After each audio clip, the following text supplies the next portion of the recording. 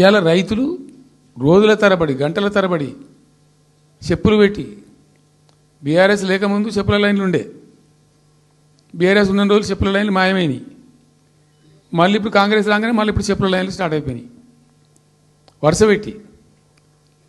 మళ్ళీ ఇప్పుడు ఏందో యాపో బోపో తెచ్చిండ్రు, అది ఒత్తితే నడచలేదు, పిక్తలేదు. అది ఏ ఎరువు బస్తాకు యాప్ ఎందుకైనా నాకు అర్థం కాదు. ఇంకా ఆ యాప్లో కూడా నేను నాకు పూర్తిగా తెలియలేదు. నేను రాత్రి కూడా చెప్పే ఆ యాప్లో ఏముంటుందట. ఇప్పుడు నాకు పట్టుందా, అది ఎన్ని మాటలు ఇస్తారట. చెప్పండి, నాకు 3 ఎకరాలు ఉంది.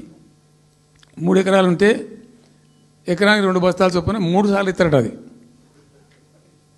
అంటే 3 సార్లు పోవాలి. ఇక యాడికి పోవానో నాకే తెలియదు. మొట్టమొదటి యాపే దొరకదు కాలబెట్టి. అది ఏదైనా చదువుకుని పూరాన్ని పెట్టుకొని విని పట్టుకొని తిప్పలు పడదామంటే కూడా ఆ యాప్ ఒత్తితే ఏం కనబడుతుందట. యాప్ ఒత్తితే ఏం కనబడుతుందట. ఏ గోదాంలో ఎరువులు అని చెప్తారట. అంటే ఇలా గజ్వేల్లో చెప్తారు, రేపు సిద్దిపేటలో చెప్తారు, ఎల్లుండి సిరిసిల్లలో చెప్తారు. ఏ గోదాం పోవాలి, ఎటు పోవాలి. ఇంతకన్నా జోక్ ఉంటుందా? రైతులకు మండల కేంద్రంలో ఎరువుల దుకాణం ఉంటుంది, తప్పితే వాళ్ళ తాలూకా కేంద్రంలో ఉంటుంది ఎక్కువ. ఆడ సాగుకారు ఉంటాడు, ఇచ్చేటోడు ఉంటాడు, అప్పిచ్చేటోడు ఉంటాడు.